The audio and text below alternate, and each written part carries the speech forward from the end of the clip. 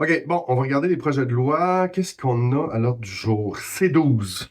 Ah, ça. C12, là, les groupes qui défendent les demandeurs d'asile puis des réfugiés, ils capotent bien raide parce que c'est un projet de loi qui veut faire des déportations massives.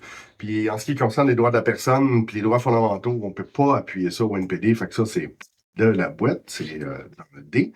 C9, ça a des bonnes intentions, c'est pour dire on voudrait comme combattre la haine dans la société en général, mais ça manque la cible complètement. C'est-à-dire que la plus grande menace dans notre société, c'est le suprémacisme blanc, l'extrême droite, le nationalisme blanc, puis on n'en parle pas du tout là-dedans, puis au contraire, ma collègue Laurie Edlut, députée NPD du Nunavut, nous dit, en fait, c'est un projet de loi qui pourrait criminaliser des manifestants, que ce soit des manifestants antifascistes, des manifestants écologistes, des manifestants autochtones, des manifestants pro-palestiniens.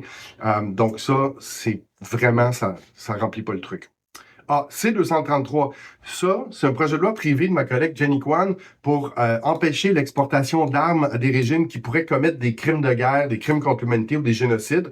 Évidemment, le régime Netanyahou, c'est ce qu'on en pense, mais ça pourrait s'appliquer à d'autres régimes aussi, que ce soit l'Iran ou l'Arabie Saoudite. Ça, c'est un excellent projet de loi, 233. Oh, ça en haut.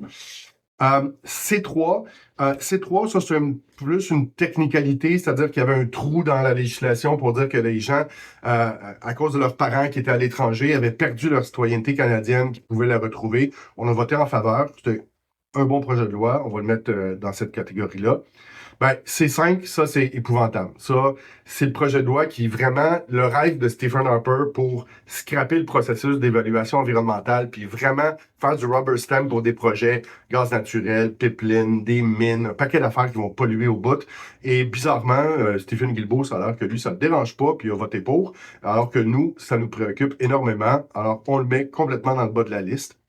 Ah, C15. Ben, C15, c'est le projet de loi sur le budget. En fait, il y a le discours du budget, puis après ça, il y a une loi qui met en œuvre le budget. Puis c'est un budget qui répond pas vraiment aux besoins de monsieur, madame, tout le monde, que ce soit la crise du logement, la crise climatique, les transports en commun, le coût du panier d'épicerie. Donc, on a voté contre et on va continuer de s'opposer à ça en essayant d'améliorer si c'est possible. 247, ça c'est le projet de loi de ma collègue Léa Gazan de Winnipeg. C'est pour éliminer l'article 107 du Code du travail. L'article 107, qu'est-ce que ça fait? C'est que ça impose un arbitrage exécutoire.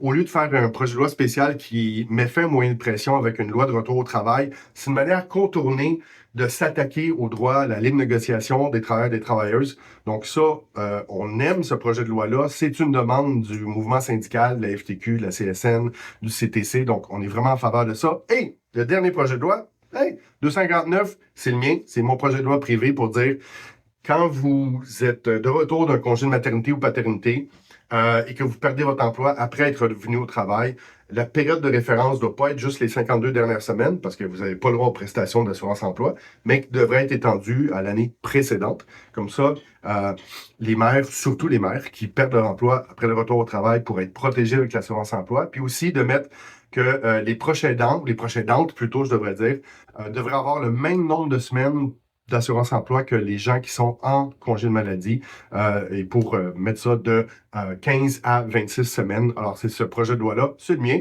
Je le mets en haut parce qu'il est vraiment super beau.